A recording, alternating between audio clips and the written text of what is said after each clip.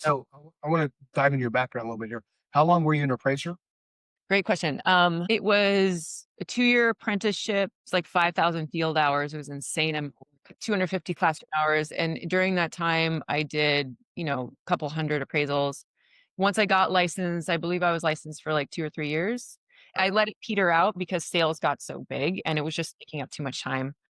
Also, when I was getting my appraisal license, I was pregnant the full time. And then I had a baby. It was in 2013.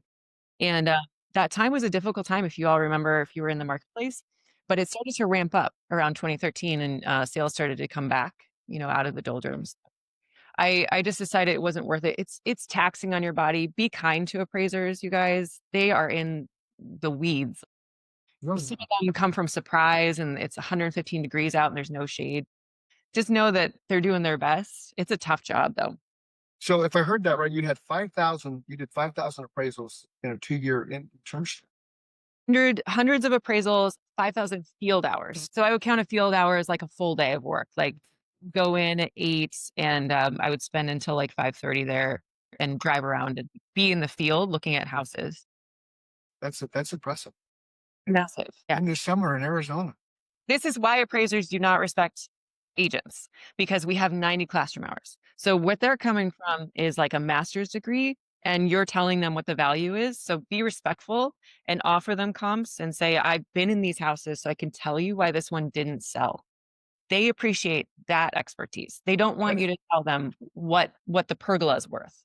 that's the biggest thing I'm taking away just from this short conversation with you is going and looking at the competition and understanding what's on the market or versus what's sold. So when you sit down with your seller, it's just an added layer of value because we all know in this market with the amount of realtors we have, the value that we present is going to be the most important aspect from the initial conversation. Like I'm worth what I'm going to get paid. I'm For worth the check that you're going to pay me. So I love that.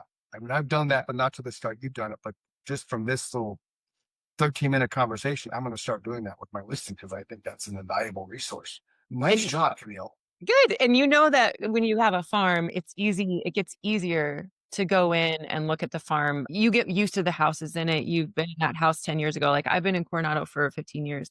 And I can say on each block, I've been in 4 or 5 homes at least. And so when a home comes back up, I'm like, actually, I know that floor plan. Like your job should get easier if you have a good demarcated farm over time. Does anybody have any? Oh yeah, go ahead, Marco. Sorry. I wanted to go back to how you add value to some questions that your sellers might have. Like, let's say you have a seller and they're like, and you tell them, hey, look, we need a new roof, right? And the seller says, okay, fine. I'll put a $30,000 roof. So that means you're going to list my home for $30,000 more, right?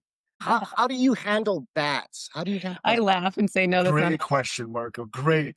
I laugh and I say, no, that's not how it works.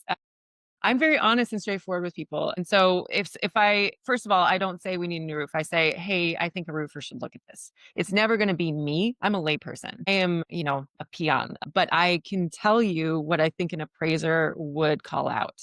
And I want to avoid that pitfall when you get under contract. Plus, I explain to people once you're under contract, you have a very limited scope of power.